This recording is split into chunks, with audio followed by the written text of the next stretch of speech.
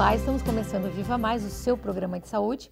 E eu sempre repito, né, você já está até cansado de escutar, mas é muito bom estar aqui conversando com você, compartilhando conhecimento, as coisas tão boas que a gente ouve desses profissionais maravilhosos que a gente traz até a seu pedido, né? Hoje está conosco, inclusive, o Dr. Sérgio Quito, que é doutor em oftalmologia, especialista em catarata, né? Na verdade, até posso ficar tecendo elogios aqui quase uma hora, né? Porque ele operou meu marido, a minha filha, e agora é o cirurgião da minha netinha, né?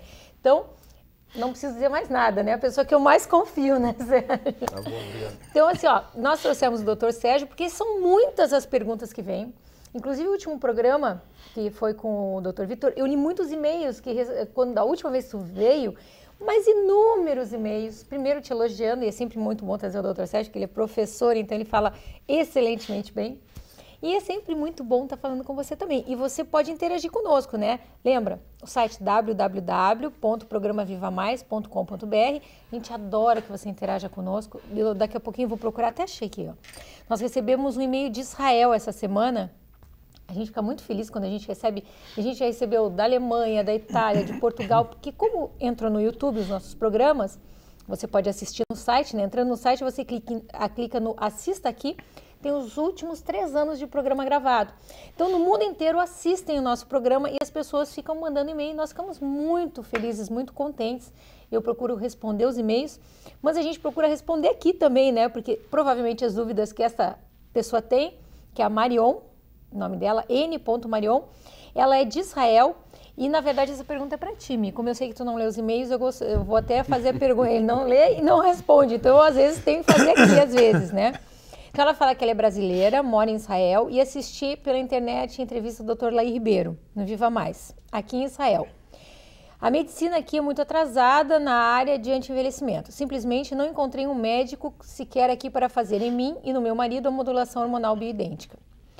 Entrei num site e os 2 médicos autorizados aqui em Israel simplesmente não se encontram esses únicos 2 médicos. Gostaria de saber se há alguma possibilidade de sermos tratados por algum médico brasileiro da área de anti-aging via internet. Existe a possibilidade de ela mandar e-mail para vocês? Olha, daí eu já vou passar até o e-mail do Vitor. Para vocês fazerem tratamento de modulação em Israel pela internet? Pois é. Marion, adoraria poder fazer isso. Só que assim, o que a gente faz na verdade, tá? Para quem não sabe, a gente já se falou algumas vezes aqui, eu fui fazer essa pós-graduação junto com o Vitor, meu filho, em nutriendocrinologia, né? A gente chama de modulação porque, na verdade, a gente modula 3 coisas, que é exercício moderado, alimentação adequada e suplementação. Nessa suplementação, muitas vezes, está incluído hormônio. Eu tenho 54 anos, eu faço uso de hormônio, né? É só você olhar nos vídeos hoje a minha aparência e minha aparência 3 anos atrás. E existem pessoas que não precisam suplementar. Existem pessoas que tu pode, por simplesmente manter do jeito que está e impedir que vire outra coisa. Que o hormônio vire outra coisa. Que isso é comum acontecer com o envelhecimento. Bom, o que a gente faz, na verdade, é uma coisa personalizada. Então, nós fazemos uma bateria de exames. Isso aí poderia fazer via internet? Poderia. Mas como é que a gente faz com o exame físico? Então, teria que fazer um exame físico, que é um exame físico bem detalhado. Se faz um exame de bioimpedância, que é para ver o que tem de osso, o que tem de músculo, o que tem de gordura, o que tem de hidratação em cada membro, em cada parte do teu corpo. E para cada pessoa é uma coisa muito personalizada. O que eu uso não é a mesma coisa que tu usa, não é a mesma coisa que o Vitor usa. Então, eu vou te dizer assim, seria uma coisa até mal vista se eu dissesse que existe a possibilidade de fazer isso via internet. O que eu posso ver via internet seria os exames dela.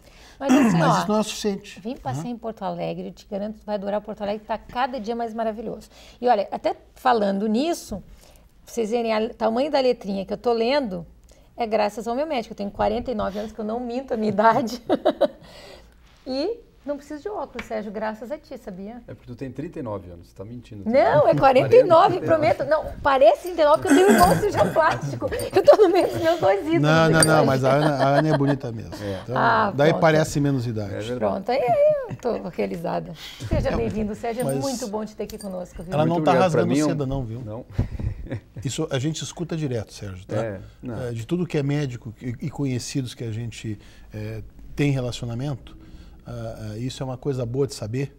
Eu acho que isso massageia o ego, mas acima de tudo é um feedback, né? O teu conceito na classe médica é muito bom. Tá bom, muito obrigado. A gente tem que sempre fazer o que existe de melhor, né? Então tem que ser ético, mas a maioria são amigos. Não. E outra coisa que eu gostaria até de esclarecer aqui, aproveitar que o Dr. Sérgio está aqui. Numa das cirurgias que a minha netinha foi fazer contigo, eu estava na tua sala de espera e estava uma senhora que ia ser operada logo depois dela, e ela achou o máximo que eu estava lá, porque ela disse assim, nossa, isso é uma resposta de Deus, porque tu vê, eu vim no Dr. Sérgio porque eu vim no programa Viva Mais. E casualmente eu estou te vendo aqui. Inclusive, a minha filha disse assim, mãe, não vai nesses médicos que aparecem na televisão, porque eles pagam para ir. Então, eu preciso esclarecer que no programa Viva Mais, nenhum profissional paga para vir. Na verdade, o Miguel vive de medicina, eu vivo de odontologia, e a ideia do programa era justamente trazer um programa de saúde que fosse... Como é que eu posso me expressar? Levar conhecimento ao público. Não, e que fosse idôneo, né? Que prestasse serviço público. Que prestasse serviço público, tanto é que todos os profissionais que vêm aqui, ninguém paga nem para vir, nem paga pro programa. Então, assim, ó, é realmente levar conhecimento para a sociedade. A gente quer agradecer tu ter essa disponibilidade de tempo de estar aqui conosco, viu? Eu que agradeço o convite, para mim é um prazer estar aqui. E além desse aspecto que tu comentou do programa, é fundamental a gente poder falar, porque em vários outros programas que a gente é chamado não nos dão tempo. Né? Uma coisa assim de 2, 3 minutos aqui a gente consegue esclarecer, consegue explicar, consegue conversar e os pacientes falam que eles conseguem entender de uma forma mais tranquila. Então esse programa é bastante ético por esses motivos. É muito legal. Olha, vocês muito estão de obrigada parabéns. pela tua disponibilidade de estar aqui conosco. A gente fica muito feliz com a tua presença. Viu? Tá bom, muito obrigado. Eu que agradeço. Mas já não interrompendo e deixando ele falar, né, Ana? Vamos falar um pouquinho sobre catarata congênita? Vamos lá. Bom, eu trouxe um olhinho aqui para poder explicar então qual é o significado. Vamos explicar o que é. Bom, primeiro, catarata congênita. Uhum. Quais são as razões? Porque, como a gente tem na família, né? Uhum. Tem casos que a gente não sabe de onde vem ainda? Existe. A catarata congênita, metade dos casos não se sabe a causa. A outra metade ou tem um componente genético, familiar, ou seja, se for investigar, alguém na família deve ter tido, e às vezes pulam gerações, né? Os avós, os bisavós tiveram. E a outra grande causa são infecções durante a gestação. A mãe, durante a gravidez, teve uma infecção, rubéola, toxoplasmose, etc. Tem várias infecções durante a gravidez, às vezes não muito bem tratadas, ou às vezes bem tratadas, mas acaba contaminando, né, o feto. Não pode ser uso de medicação, nada disso? O uso de medicação pode, mas não é muito comum. Mas pode, também pode dar uma certa interferência. Né? Mas o mais comum são essas 3 causas, né? Ou é familiar, genético, ou alguma infecção durante a gravidez, ou, em muitos casos, a gente fica sem saber a causa. Mas antes de entrar na catarata congênita, eu gostaria de explicar um detalhe que é muito importante. Quem enxerga, na verdade, não é o olho, é o cérebro. Quem ouve não é o ouvido, é o cérebro. Quem sente o tato não é a pele, e sim é o cérebro. Então, na verdade, nós temos órgãos dos sentidos que captam os sentidos, mas quem processa toda a informação, e no caso da visão, quem enxerga, então, é o cérebro. Então, esse é que é o grande problema no tratamento da catarata congênita. Por quê? Para a visão ser desenvolvida a nível cerebral, então, o olho tem que captar a imagem e tem que levar essa imagem até o cérebro. Então, por exemplo, comparando um olho com uma máquina fotográfica, aquelas máquinas antigas, que tinham as lentes aqui na frente, as máquinas digitais atuais ainda têm a lente, mas atrás tinha um filme que a gente mandava revelar. Então, aquele filme tem que estar funcionando bem, as lentes aqui na parte da frente do olho tem que estar funcionando bem, a pessoa que leva o filme para revelar tem que ir levar para revelar, né? E o laboratório tem que revelar corretamente. Quem leva o filme para revelar, aqui no nosso caso, quem leva a imagem para o cérebro é o nervo óptico. Então, o nervo óptico tem que estar funcionando muito bem. E o cérebro, que é o laboratório que revela o filme, tem que funcionar muito bem também. O desenvolvimento da visão ocorre até os 4, 5 primeiros anos de vida. Então, qualquer coisa que sirva de obstáculo a essa imagem chegar no cérebro, vai impedir um correto desenvolvimento da visão. É diferente de uma catarata do adulto, do idoso, por exemplo, que desenvolveu a visão quando criança, então teve a visão normal a vida toda e de repente começa com catarata. A gente vai lá, retira a catarata, substitui por uma lente e a pessoa volta a enxergar. Por quê? Porque todo o sistema visual, inclusive o cérebro, foi desenvolvido. Uma criança que nasce com uma obstrução à entrada da imagem a nível cerebral, o cérebro não vai desenvolver. Então, a visão que desenvolveu até o 4º, 5º ano de vida é a que vai ficar para o resto da vida. Então, não adianta fazer a correção da catarata mais adiante. Então, voltando aqui ao olhinho, o que é a catarata congênita? Como qualquer catarata, nós temos aqui dentro do olho, né? Ah, que legal esse teu olho. Uma lente aqui na frente, que a gente chama de cristalino, né? Então, essas duas lentes fazem a imagem convergir nessa membrana aqui atrás, que é a retina, que é como se fosse o filme de uma máquina fotográfica.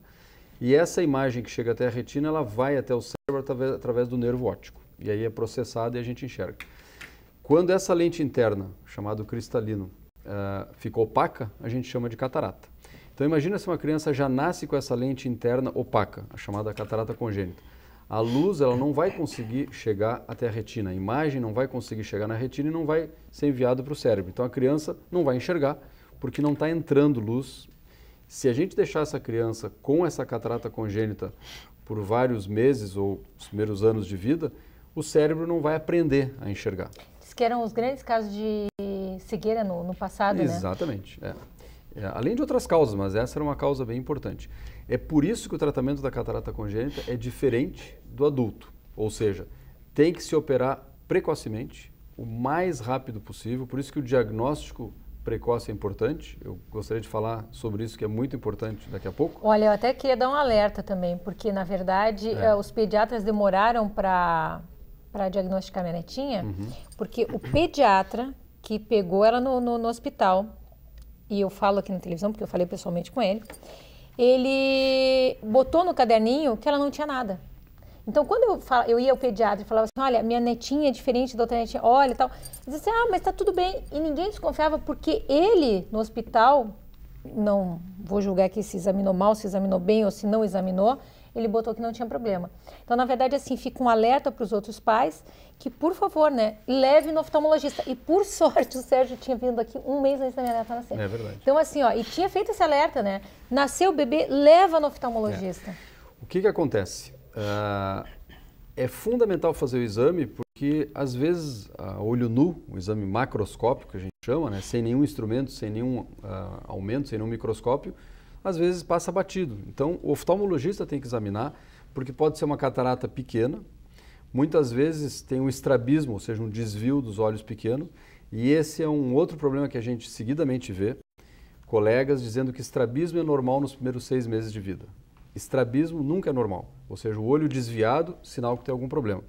O que a criança tem nos primeiros meses de vida é uma certa incoordenação dos olhos. Ela não tem o tempo todo os olhos paralelos, né? Tem uma certa incoordenação porque está desenvolvendo a visão. Mas se a criança tem um olho torto, um olho desviado, algum problema deve ter.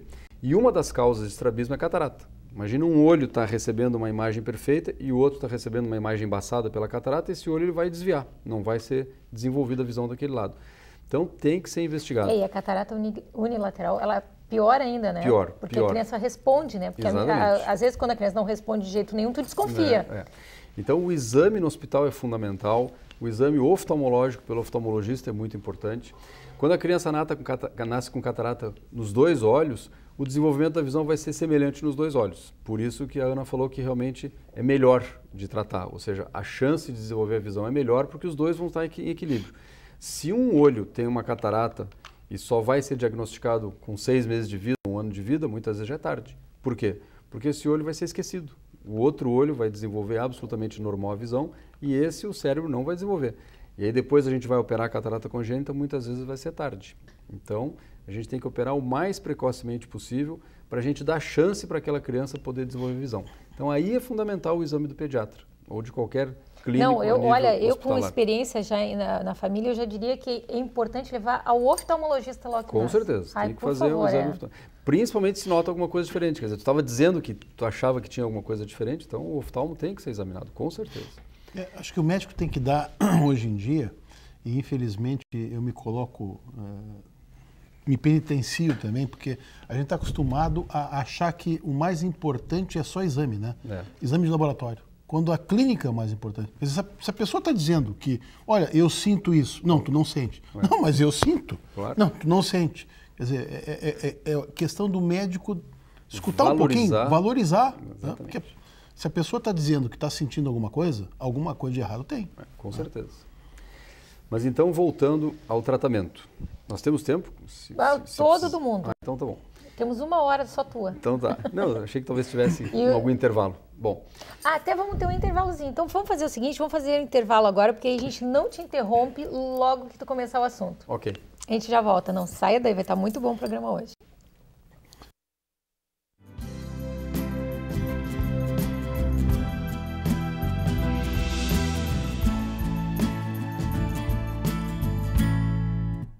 Seu sorriso está sempre com você.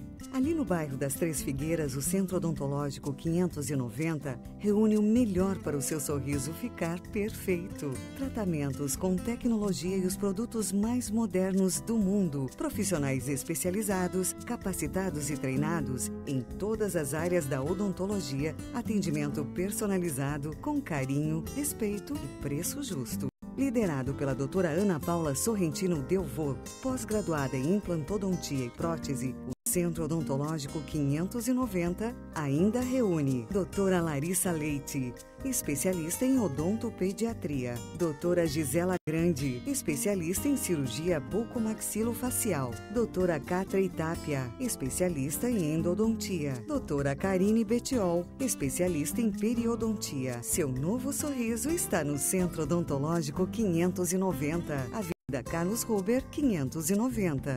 Existem 2 tipos de residência, as que têm cupins e as que terão cupins. Toda madeira pode ser tratada e toda infestação deve ser controlada. Portanto, proteja seu patrimônio, faça um controle com até 10 anos de garantia, sem cheiro, sem sujeira e com total segurança para a sua família. Ligue agora, 3026 5060. Zap Cupim, a solução definitiva contra os cupins. Mãe, cadê minha escova? Alguém viu meu tênis branco?